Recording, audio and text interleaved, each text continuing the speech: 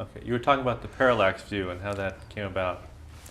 I wrote the script on spec, and my agent, who was very good, sold it to Warren Beatty, or gave it to William Morris, who sold it to Warren Beatty, whatever the exact thing was. And then I wrote a script.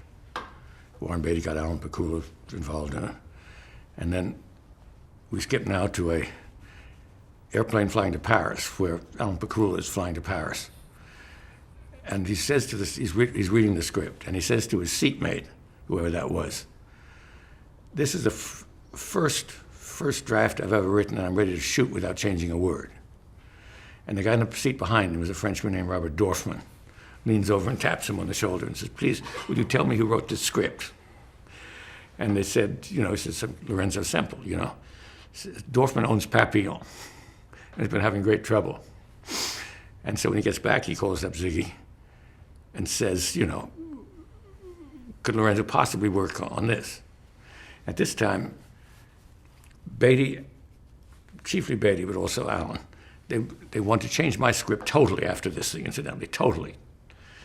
Not to get into any detail, but my lead character was a baseball player rather than an investigative reporter. Beatty had always wanted to play an investigative reporter. It really was very different, except for the action of it was much the same. But I mean, I was not interested at all in Frankie in working on as a.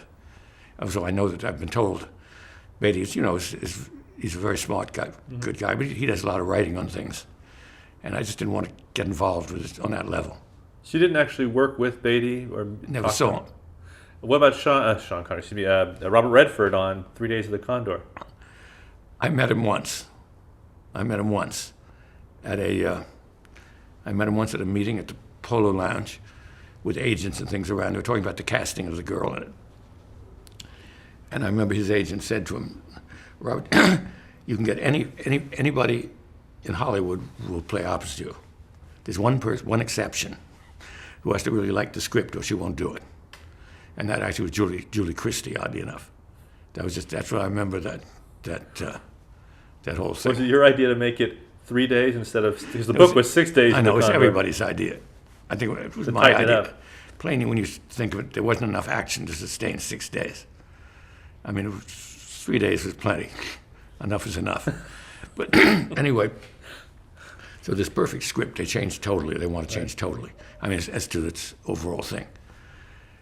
And although, again, most of the action stuff, I guess the good stuff in it was still in my script, but all the thing about the lead characters was different. And so then Dorfman called Ziggy to see if I would work on Papillon. And I said I would. But then Peter Bart, who was then in charge of things at Paramount, he sent me a very aggrieved telegram, which I always remember seeing, that he mad at me for quitting Parallax View. He said, "I'm shocked, Lorenzo, you'll do this for the almighty dollar." Coming from, anyway, no comment. Right. But I wasn't getting that much of a deal. But then I wrote Papillon. And again, at the end of it, after they cast Dustin Hoffman, they brought in Dalton Trumbo, who, again, did not do as much work as one would think. Dalton Trumbo was a famous letter writer, wrote me a string of letters saying that I shouldn't get any credit, and he should have sole credit. I didn't read it. I threw them all away and never answered any of them. Then one day, after a month or two, he wrote me a letter saying, "I think you deserve credit on this." I said, "Fine." I mean, I was really not the sort of person. I've never been that career-minded, as you can tell from this. I never fought for these things. And since then, I've been told that by people who've read the scripts, that I certainly could have gotten first credit and possibly sole credit on my script, on the Papillon. But anyway, so it's now Dalton Trumbo and Lorenzo Semple. Then I went from that. What did I go to? Well, did you have any interaction with Dustin Hoffman or Steve McQueen? And did Steve McQueen even recognize your name from his other feature? No, it was a play. Play? He might. I don't know how quick his mind is. I don't think he paid any attention really to who wrote the play. He might have. But we had one interaction with him. We have a meeting with Frank Schaffner, who's also a friend. I mean, a social friend. and was partly responsible for me getting the job as well. We were meeting with Steve McQueen in Freddie Field's office, powerful agent of the time, the most powerful. And McQueen decided he didn't want to do the movie. And for various reasons he'll get to in a minute. And this was a serious problem for Dorfman. He'd sold the movie all over the world already, with starring Steve McQueen. So Dorfman would go to jail, quite simply, if Steve McQueen wasn't in the movie. So there was a meeting with Steve McQueen, Frank and me and Steve and Freddie, in Freddie's office. And McQueen was late as always, and we kept getting reports, phone reports. Mr. McQueen has crossed Doheny. We got street-by-street reports of where Mr. McQueen was, and then they said, Mr. McQueen is in the building. Then there was a further wait.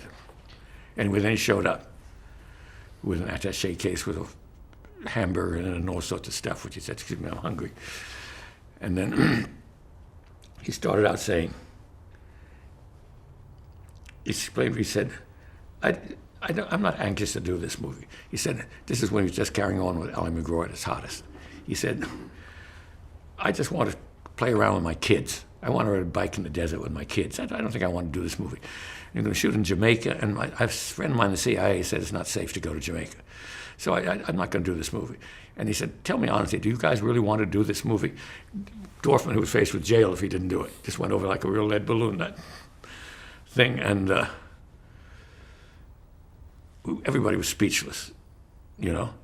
And anyway, after a bit further discussion, like Frank Schaffner said, let's leave, to me. We left. And Dorfman, who's the sort of guy you would cast as Stokowski, he looked like Stokowski, although a Frenchman with white hair down over his collar, gave McQueen the most incredible talking to. Frank and I listened through the door from outside. And he gave him a very serious speech. He said, you know, in his accent, he said, Mr. McQueen, you are not serious. You're not serious artist. There are serious artists all over the world who have committed themselves to this, blah, blah, blah, blah, blah. And just said, I'm really shocked at your lack of seriousness as an artist. And McQueen said, okay, I'll do it. That was my only interaction with McQueen. Now you, I don't know what in terms of chronology, but you later tackled, which must have been a daunting assignment, a sequel to Harper, doing The Drowning Pool with Paul Newman. How did that come about, and was that a real challenge for you? Not especially. But again, this came about through, there was this, what were they called? Streisand, Newman, four big stars had a company that had been set up by Freddie Fields. And he owed them one. And somehow through Larry Terman, who had produced Pretty Poison, and was a good friend, my name came up. And nobody could get Newman to do one. He rejected everything. I mean, he had to approve of a movie, but he owed one. They wanted very much to get the Newman movie before things went wrong, before he changed his mind about the whole deal. And so... We have to stop. Okay, so we were talking about The Drowning Pool. They couldn't get Paul Newman to do a movie. And so anyway, so somebody, again, it wasn't me, suggested that he do the sequel to Harper, same character. And I was hired to write a script. Now, why did they come to you and not William Goldman, who'd gotten so much acclaim for the first Harper? I'm sure he didn't want to do a sequel or something. I'm sure there was a reason. And I have no idea what, but anyway, Ziggy and Larry Terman and other people told me that was the right idea, the right person to do it. So I wrote a script, which Newman said, yes, I'll do it. That was total triumph, because that meant that, you know, this company now could have had a Newman movie. But then when it came time to make it, this is what I've been told. They wanted to change, like all those Royce McDonald things, they said in Santa Barbara. Mm-hmm. They wanted to change it to New Orleans. I was told because Joanne Woodward had made a big flop down there and said New Orleans owes us one. And like the restaurants and everything. And that's why they decided to change it to New Orleans. And I absolutely said that didn't interest me. Because it didn't, you know. The triumphant thing was getting Newman, you know, to ink it. And he was in charge. I mean, if Joanne and he got together and decided to do it in New Orleans, I can't imagine any other, I mean, I've told this story. I can't imagine any other reason you'd want to change it from Santa Barbara. It's so integral to that culture. And so I did that. So did you feel, you obviously had a book to go from Ross McDonald, but did you feel the need to sort of follow the pattern set by Harper, where you had that wonderful opening with the coffee machine and all that stuff? No, not particularly. It's always a risk, as I say, when you remake a classic or supposed classic, you're going to get slammed. Harper was a better story. The Drowning Pool was really pretty mechanical. Did you work at all with Paul Newman? No. No? You had so many big stars associated with your films, and yet, like with Batman, you've had this distance from them. I'm shy with stars. It certainly hasn't helped my career. I mean, I've always shied away from big producers and stars and things. I get very shy and nervous with them in their company. And I wouldn't know what to say to them. I'm not at ease with them. What about King Kong? That must have been a daunting assignment, remaking a modern classic. I had done several movies for Dino. I'd rewritten on a couple of other things that are not credited on. And we were friends. And Dino just called. I was living in Aspen then, where I lived for 20 years. And Dino just phoned one day. He said, "Lorenzo, how do you think we do King Kong?" I said, "Great idea." That was it. And then he said, "Do we do Empire State Building, or we do Trade Towers?" I said, let's do Trade Towers. He said, "Okay, that's it." And then I wrote it, without any further discussion again. Because Dino was totally Paramount, distributed his things, but he had consulted no one. He didn't have to. So all his money. And so I wrote it. And actually, it's very funny about that. That's the only thing I've ever written I think was ill-treated, unfairly treated by critics. And some people are coming around to think that. Just as curiously, during the pre-production, Dino managed to get a cover in Time magazine about the movie. I did this long article. Whoever wrote the article said, the real hero of this project is Lorenzo Semple. The script is bright, wonderful, witty, et cetera, et cetera. Of course, when the movie came out, the same critic slammed the movie and the script. But the point is, if you're being compared with a classic that many of these people have never seen, even the King Kong that they've the sainted sort of stop animation King Kong, you can't win. You can't win. And so, I was disappointed with the reception of that. But now a lot of people, there are people who say that they think that's the best of all the King Kongs. Now, on that film, did you stay around for all the production rewrites and everything? I was around on that film. And, yeah, I was around. Was that a new experience for you? And if so, how did it feel to actually stay with the film from initial concept through final production? Didn't feel much different. I'd say it was fun, because I said John Gillerman, the director, who wasn't the best director for that, although he's a great guy. He's best doing RAF movies. Because he was a flyer in the RAF and everything. He had no special mind for that kind of movie. And he and I would sit and drink a lot together in the trailer on the set. While things were being set up. Right. So it's altogether a pleasant experience. Did you work closely with Jeff Bridges and Jessica Lange on that film? No. Jessica hated the movie, as you know. Despised it. Unfairly, I think. The only person who, again, Pauline Kael was the only person who gave her, I thought, proper, said she was wonderful. Perfect part for her.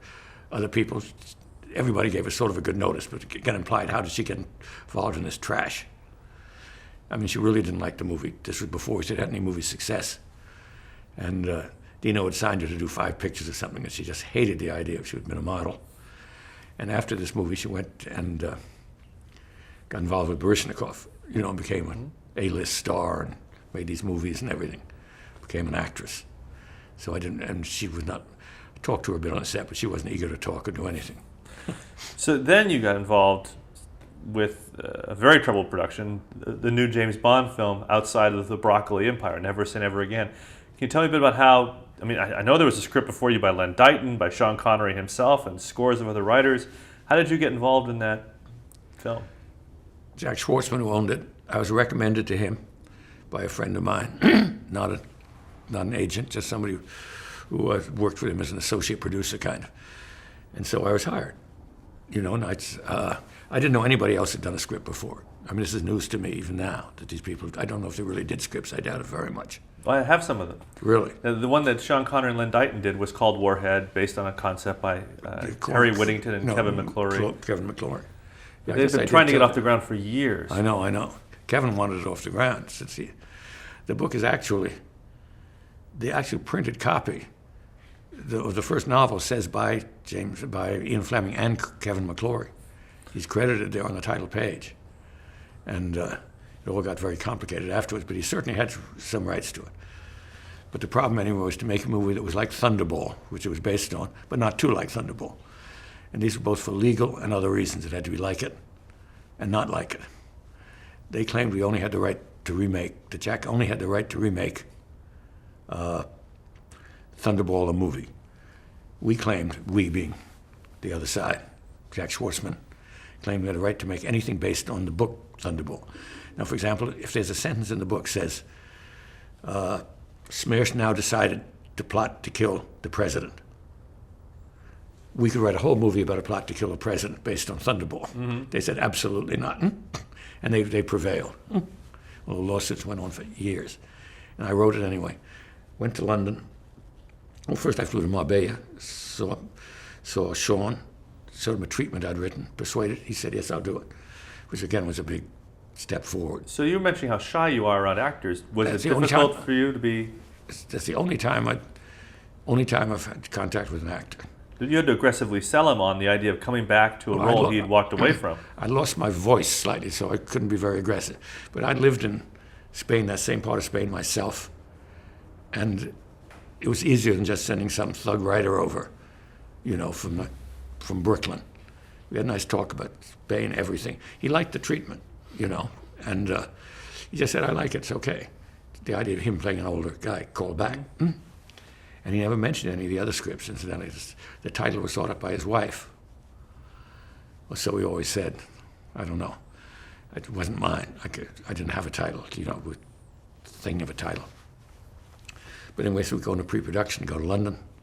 Now Jack doesn't have much, the money's running thin on the production, so they say, cut out some of the big action scenes. And I was slightly nervous about that. I said, I'll do it, but I'm not sure. So I did it. They sent the script to Sean, and he just hit the roof. He said, this is not the script I signed to do, I'm not doing it. So they naturally the immediate thing was to say this was Lorenzo's idea, cutting these scenes, and fired me. Which, again, at this stage, I was quite relieved by, you know, with all, Sean's hard to work with, I've heard, everything's difficult. And I really didn't want to go on with it. And I also agree that a human sacrifice is required when a project goes wrong. It makes all the survivors feel very good and, you know, gives a whole new life to a project.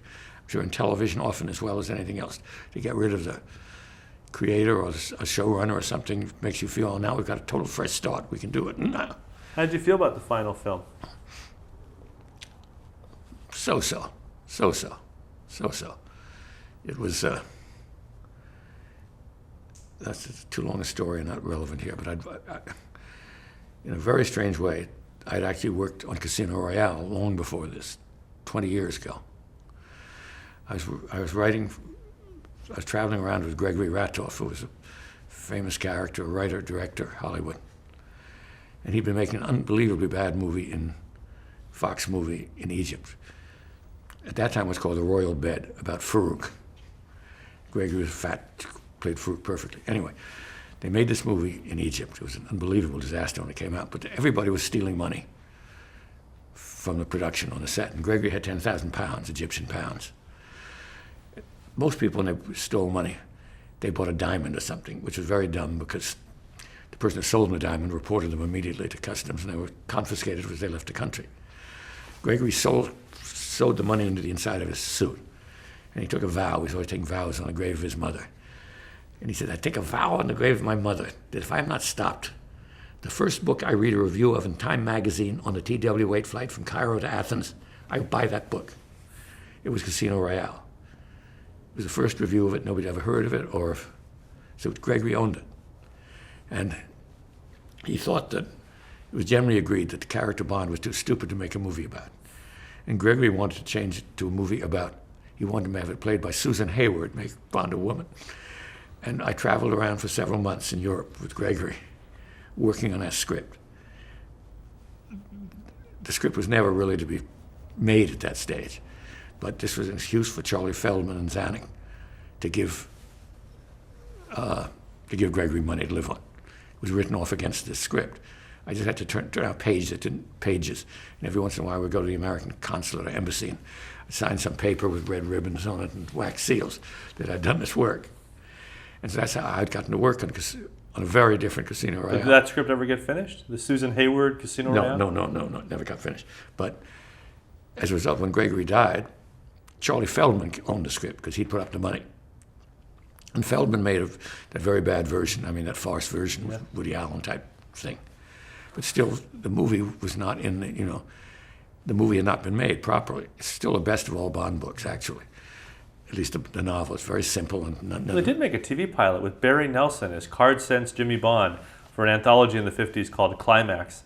Very made him an American thug. Sure. There was an idea of doing that. That's right. It was bizarre to see. So you've worked on so many iconic characters. Batman, James Bond, Lou Archer or Harper, King Kong, Flash Gordon. How does it feel to be handed the opportunity to deal with such big characters? Is it... It's satisfying, but again, I really don't. I haven't thought of it as that exalted. I just consider it a funny coincidence.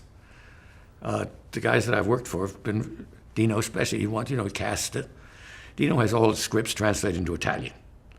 And even though his English is quite good, much better than he lets on. And somebody told me one day his translator is a horrible translator. This woman does not speak good Italian at all. And so finally, anyway, I cautiously said Dino that, Luciano was a friend of his, said he wasn't sure how good, whatever her name was translating. And Dino said, "That's fine with me." He said, "I don't want to be fooled by the words. I don't want to be fooled by pretty words. I just want to know the story." And I think there's a lot of sense in that, incidentally. He calls it being fooled by the pretty words, but he doesn't want to be gulled by the style. He wants to concentrate on the story. And so anyway, I just consider these things challenges, kind of, interesting challenges to write about these characters. Well, when you sit down with a book, whether it's Papillon or The Drowning Pool or Thunderball or what have you, or 6 Days of the Condor, and you have to adapt it, what's your process? Do you go through the book with a highlighter? Do you outline the book? What do you do? I read the book. The first thing to decide is to try to figure out why they bought it. That's the most important thing, incidentally, because you don't want to, again, many of these adaptations of semi-originals, by the time you take a 600-page or 400-page book and put it down into 92 short pages, it's hugely cut. And you can't just take scenes here and there. You have to bridge them over and write a new scene that accomplishes what that 40 pages did. So I read the book. I try to find out, be very clear why this book is, why I'm doing this job, or why I was hired to do this job. And then I do mark, not the first writings, if there are any particularly good dialogue lines, that we really, at all costs, want to do. And then I kind of go through the book. I don't write an outline. I just do it in my head as it's going along. This also is a very dangerous way to work. I don't recommend it to any other writer because you so often get stuck, and I've started many things that I didn't finish. Originals and things, because as the producer Larry Terman said to me, that originals are often like the Tom and Jerry type cartoons. The cat runs off the cliff and is doing perfectly well until he looks down, and then crash to destruction. And you're working on the script until you think how it's going to end, what really is going to happen, and you suddenly get totally panicked, and the whole thing comes apart. That's the advantage of adaptations. You know the end. At least what you think is the end. There is an end. And they bought it knowing that in mind. So then I write it, as I say, most of these things I say that I've adapted have not been great works of art, literary work, and not being afraid of mangling a literary work. They're good stories. But there's certainly nothing in Flash Gordon from another comic book that... you could argue Papillon was a work of art, and certainly Ross MacDonald's Drowning Pool. That's right. But again, that had already been made as a movie. Mm-hmm. And there was a style of dialogue and everything in it that I wasn't terribly afraid that I'd be accused. I think we said earlier in this thing, the job in that was to try to preserve the style of another one, rather than thinking of a new style for it. It was so how to preserve it. And so I write it, as I say, to have fun with it. You've got to write. The essence of any script, I mean, is why should the person turn the page and read the next page? And so that, I figure that, again, there are exceptions, but I love many French movies that are very weird on stories. I like all French movies. I've never, hardly ever seen one I didn't like, except when I make an action movie. But are you still writing? I'm writing with another guy, starting on a script now. And I've a thriller that I'm not so certain of. And I have to meet with him on Friday. And I don't want to go off half-cocked. We have on a couple of things, a couple of originals. And then there's another one, a very good idea I had over the years. I thought it was a play originally 25 years ago, about a ghost. It's a different one. It's about a fake ghost, a guy who pretends to be a ghost, but is not a ghost. And I made up, I think, a good story for it. And I just was wondering, am I the right person to write this? I wish I was a producer, at this stage, because that is a good, I tell people a story, they say terrific story, And I have a couple of very good stories. I'm not sure if I have, when I say if I have the energy, I mean, I like to read things on the internet and screw around things. I concentrated very heavily on all these television things that we talked about earlier and these movies. When I was writing them, I worked on them fiercely. I worked on them fiercely, even if not thinking they were important. I still consider, generally speaking, movie writing, or film writing, whatever you want to call it, is really at least as much of a craft as an art. I don't put it in the same league as writing novels. I don't think any movie is remotely in the class of Saul Bellow or Philip Roth. I don't think they should aspire to be. And as I said earlier, I found when I was on the board of the Guild and knew a lot of serious writers who wrote so-called serious television episodes, they were very dull people compared with the comedy writers. Now you're breaking into a whole new medium right now, sort of on your own with this internet, or I should say YouTube review program you're doing, Real Geezers. Can you tell me a bit about that? Marcia and I were at dinner. Marcia Nassiter, my partner in this. And she was my agent a long time ago when I was with Ziggy. Then she left to become an executive and a producer. But we've always been very close friends. We were at a dinner party and we were arguing about something. Possibly a movie, but I think it also was about politics. We were arguing about several things so loudly that somebody else at the table said, in effect, shut up. Just said, shut up and take this on the road.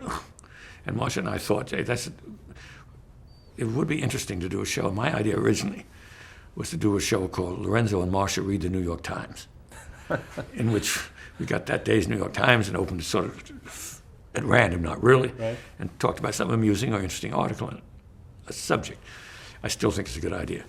But said, who would possibly tune in to see Lorenzo and Marcia Read the New York Times? And then Marcia said, talk about movies. And then Heather Finnegan, this girl who does our camera and editing, she'd been an intern of Marcia's.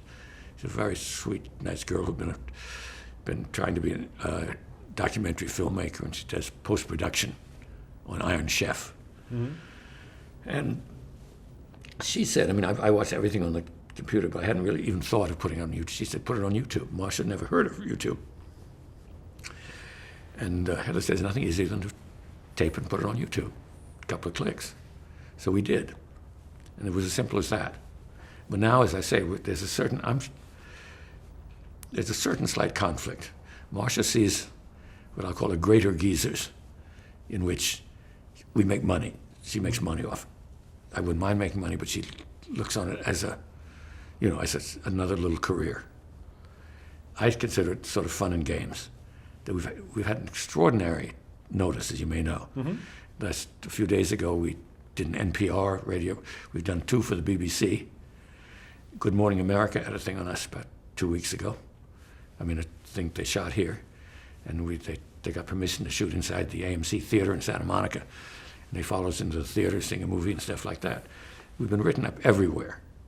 And it is a bit surprising and annoying that nobody's approached us. This whole problem of how to monetize something when a writer does on the internet is still a huge problem. But do you feel as you did when you were starting out in television, that you are inside a new burgeoning medium? Yes. You're a pioneer? Yes, that's fun. Yes. But the point is that we can't believe that some advertiser or sponsor hasn't come forward. Just to do a lot of things on YouTube have that. Just a banner. Say Coca-Cola presents The Real Geezers. It would be some institutional thing. You know, it's a nice program to be associated with. People really like it who like it. We have like 4,000 subscribers, and all the people. It's a nice. It would cost them practically nothing. I don't know what we charge, $750 a week. No, sorry, Marcia. No, we charge more than that. I guess whatever you could get. $7.50 a week. You guessed it. Yeah. No. And we had one offer for advertising, really strange. I can only call him a wealthy eccentric, who wanted to put a button to his website on ours. He'd pay us $750 a month. And his website is just a website about the movie L'Avventura, Antonioni's movie. That's all it's about. I mean, he's a guy with some money, obviously, who's obsessed with. It's not about Antonioni in general. It's about L'Avventura, especially. We haven't decided quite what to do. But anyway, I'd say we're in a state of flux now as to what to do. I mean, I consider we've had our glory in my mind.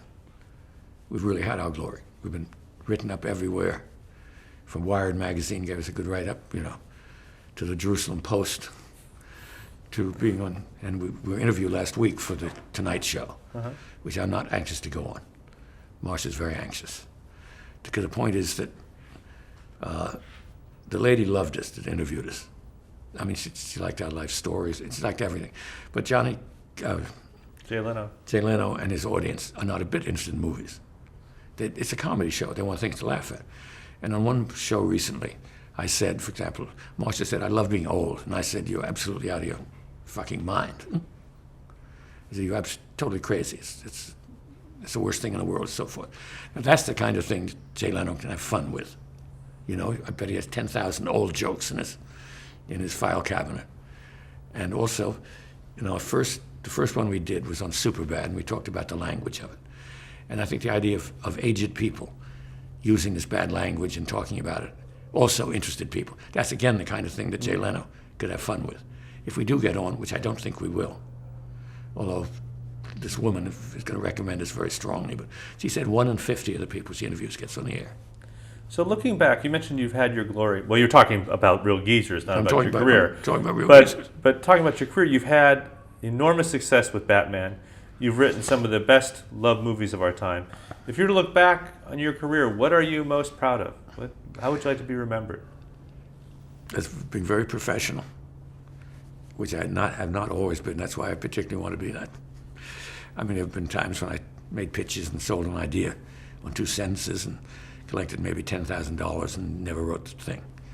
But I blame them for accepting it so easily. But being professional, I still consider Batman the best thing I ever wrote, and the most influential to me. In fact, the only influential thing, really. Other ones were good movies that people like, and people tried. Condor's been stolen or tried to be stolen 100 times, and so that's good. But I say it's really Batman more than anything. And I've also written some terrible movies. I mean, I've done some things. The Hurricane, that movie I did with Dino, turned out very badly with Mia Farrow. But Roman Polanski was directing that when he fled. I was working with Roman on the script, and that would have been good. Roman is a great artist and very demanding. And we got Jan Troell, who's got another big movie coming out now, foreign picture nomination, but he did not write for that movie. And there was all kinds of personal things with Jan and Mia and Sven Nykvist, who was the cameraman, the DP. And so the movie just didn't come out very well.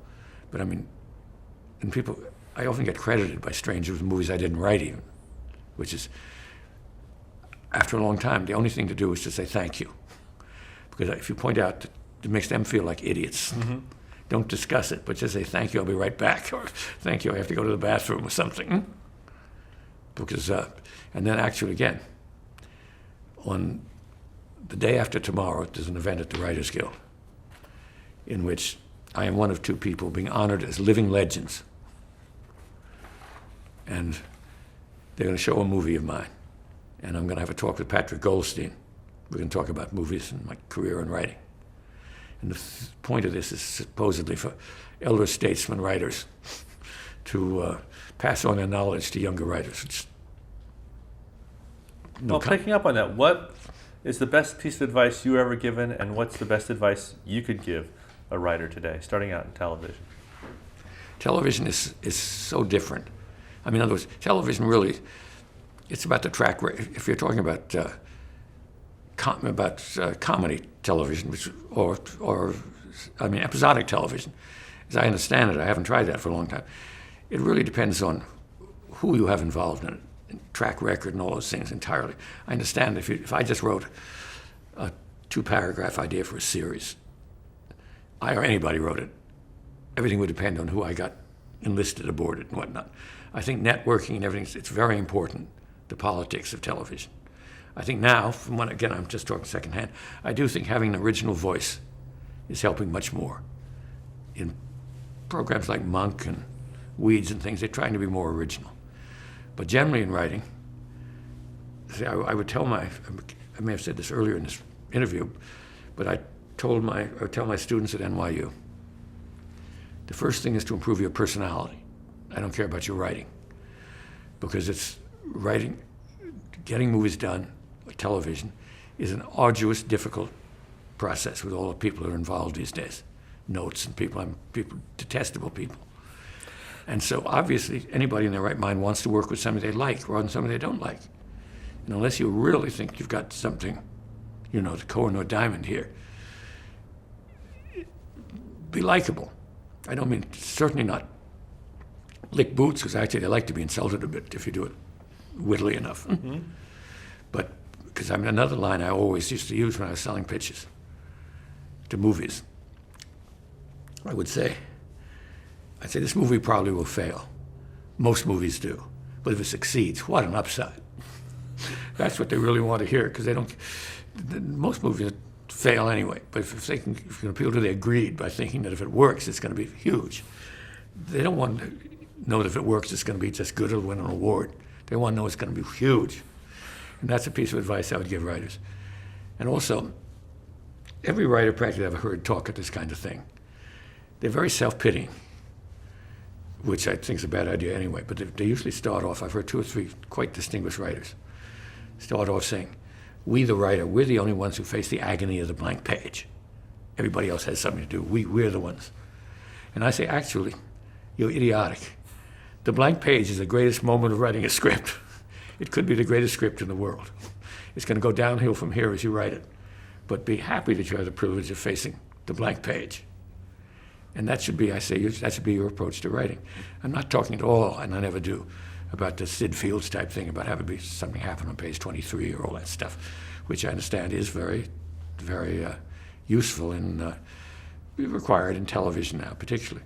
But that will come, I really think will come naturally as you watch it and as you read scripts. I'm a great believer in reading scripts more than watching movies to learn about them, enormously more. You're distracted by the movie.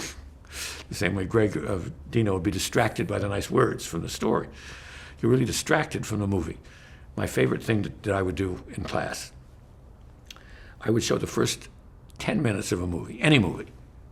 Could be a very good movie, could be a totally ordinary movie, anything that was on VHS in those days. And at the end of 10 minutes, stop it and say, now, what has been established so far? What do we know now? What story has been established? What do we think this is going to be about? And all those things. In other words, a lot of things should have been established then. The characters, not by direct exposition, but you should have a strong idea of the movie you're going to see. I also say that when you start a movie, I think you're making a contract with the viewer, with the reader or the viewer, the reader of the script. I always say, if you go into a restaurant and order fish, and they bring you a wonderful steak, you're not going to say, hey, you can say, hey, I didn't order this. They feel gypped, cheated. They say, take it away. And so I think you should be very clear about what type of thing you're writing. And that's an argument in favor of outlines, which I just find too lazy or too something or other, too optimistic, too hopeful, too nutty to write. I find it very hard to go through the thing of writing a whole outline. But I do believe strongly in outlining the scene before you. Actually, just what I believe they call bullet points is a new word, but just what's going to be in this scene. And another thing, never quit writing for the day when you're stuck. Quit when you know what the next sentence is going to be or the next little scene is going to be, so you don't get blocked. And I have never done it, but I know a couple of people that do it. From Hemingway on to a couple of movie writers, I believe in writing standing up, if you can, at a lectern. And then, because then it's more like painting. You write something, you walk away from it, walk around the room, think, come back to it.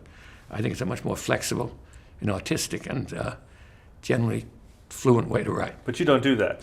I have trouble standing up now. And in my day, I hadn't thought of it. I think it was Hemingway or somebody did it. I read it. I hadn't read it at that time. And other things, I've read many maxims that I think are very good that I don't do. They're impossible. One person said, right, in every scene, every character should think he's the main character in that scene. Wonderful idea. I don't know how you do it. But in other words, that's one of those things that sounds great from giving sage advice, But anyway, that's how I sum up my view of writing and my career. Is that it? Anything else? Thank you so much. Oh, please. It's been a real pleasure. Well, it's fun talking. I'm glad we met you. Love to see